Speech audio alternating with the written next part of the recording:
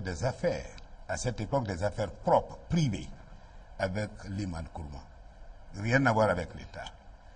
Alors, encore une fois, soyez relax, aucun Guinéen, aucun opérateur économique, aucun ancien collaborateur ne peut prétendre qu'il est témoin d'une malversation de laquelle, moi, Kassori Fofana, j'y ai pris part.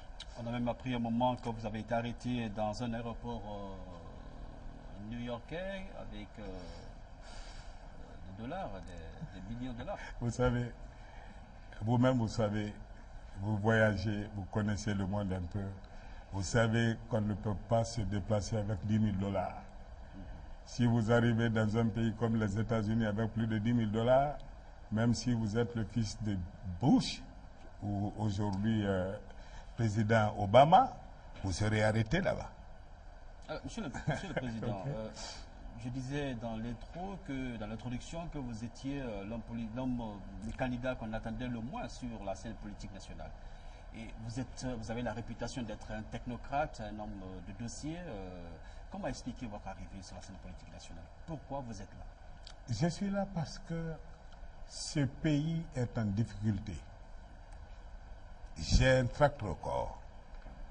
Je sais, parce que par mon expérience gouvernementale, j'ai donné des preuves de ce que je peux faire. En tant que consultant, je conseille les gouvernements. Je donne des conseils privés aux chefs d'État africains. Vous pensez que je peux être fier, être dans la peau d'un cordonnier mal chaussé, mon pays marche mal, et être indifférent? Non, je suis dans la politique parce que je considère que ce pays est en danger et je sais, je suis porteur d'un projet de société capable de nous sortir des difficultés actuelles. Vous avez quitté le pays il y a 10 ans, il y a plus de 10 ans. Vous revenez 10 ans après. Certainement, les inquiétudes de la vie quotidienne ont changé. Vos compatriotes ont changé. Est-ce que vous comprenez les attentes des Guinéens aujourd'hui? Est-ce que vous pensez que Ibrahima Kassori Fofana, qui était là entre 1996 et 2000, avec ses outils, est-ce que les mêmes outils sont applicables aujourd'hui? Est-ce que vous comprenez les inquiétudes de la vie quotidienne aujourd'hui? Écoutez, j'ai quitté ce pays il y a 10 ans, pauvre déjà à cette époque. Je retrouve un pays 10 ans après encore plus pauvre.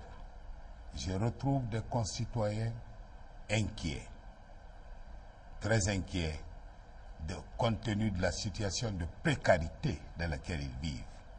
Ça me fait triste. Pourtant, ils demandent des choses simples.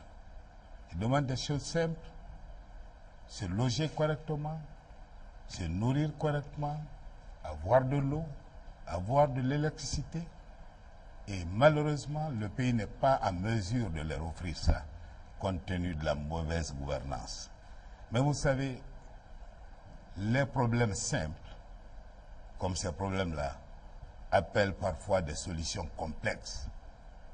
Faisons attention, je dirais à mes compatriotes, faisons attention à ceux qui tiennent des promesses fallacieuses par des catalogues de projets en cette période électorale.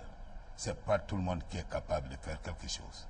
Je viens à la politique précisément parce que j'ai les compétences, j'ai la voix.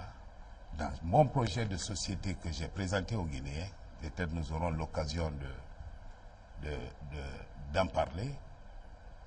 Chaque proposition dans ce projet de société est motivée, est argumentée, est évaluée et est chiffrée, parfois financée. Donc ce n'est pas des propositions hasardeuses. Nous allons donc parler de votre projet de société. Si vous êtes élu, quels sont les principaux problèmes à la résolution desquels vous allez vous y atteler? Je prends l'exemple sur la santé.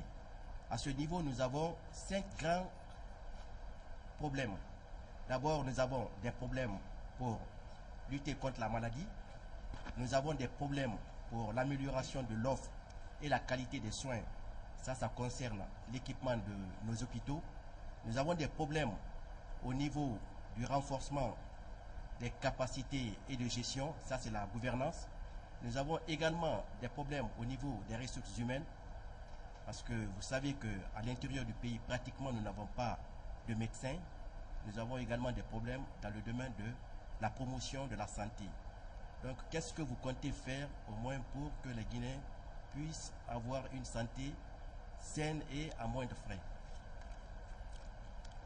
Les questions que vous évoquez ne sont pas propres qu'à la santé. C'est propre à tous les secteurs d'activité de ce pays. Nous sommes un pays mal gouverné, avec des performances de gestion médiocres.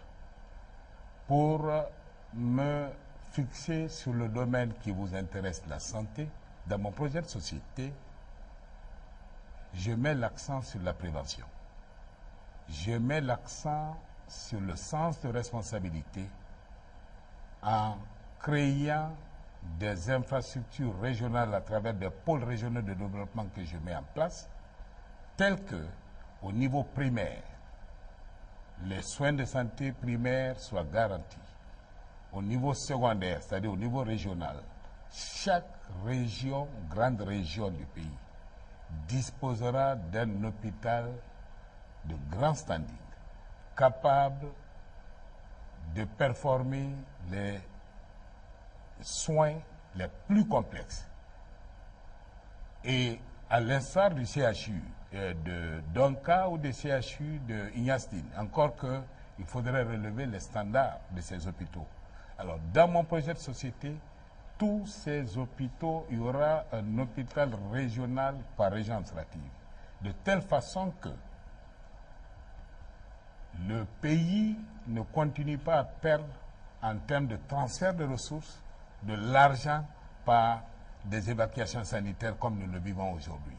Si vous tenez la comptabilité de ce que ça coûte à la Guinée, les moyens financiers pour des soins à Dakar, à Abidjan, au Maroc ou ailleurs, par an, ces moyens sont capables, vous êtes médecin, vous savez de quoi je parle, sont capables de nous garantir au minimum 7 bons hôpitaux nationaux. C'est de cela que je parle.